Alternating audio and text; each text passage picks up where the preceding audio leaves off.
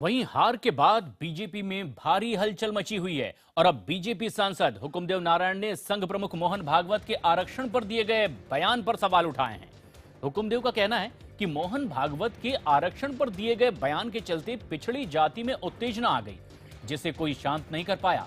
हुकुमदेव का कहना है कि समय पर कही गई बातें अच्छी लगती है, लेकिन गलत वक्त पर कही गई बात अच्छी नहीं होती।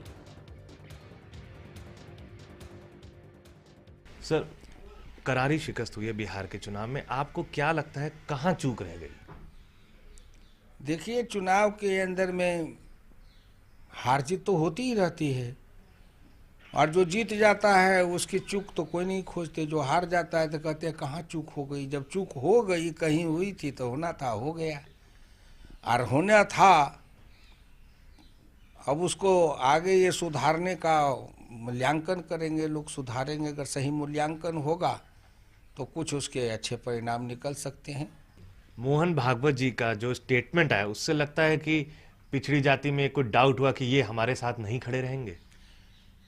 नहीं, वो तो एकजुटता की ओर बढ़ रहे थे, लेकिन इस बयान के कारण उनकी एकजुटता में तीव्रता आ गई।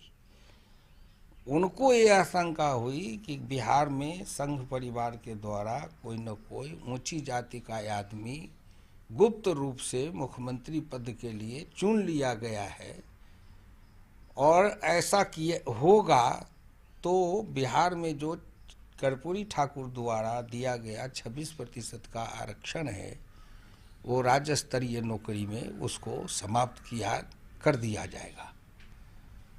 तो ये भय उनको हुआ। लालू जी और नीतीश कुमार ने सार्वजनिक रूप से इसको कहा, चूँकि पिछड़े वर्गों को विश्वास हुआ कि लालू नीतीश कह रहे हैं ये सही है। तो संघ की तरफ से जो स्टेटमेंट आया उससे भ्रम फैल गया, आपको लगता है पिछड़ी जाति में? हाँ, पिछड़ी जाति में भ्रम नहीं फैला, पिछड़ी जाति में उत्तेजना आ गई। वो उत्तेजित हो गए और उस उत्तेजना को कोई शांत नहीं कर पाया।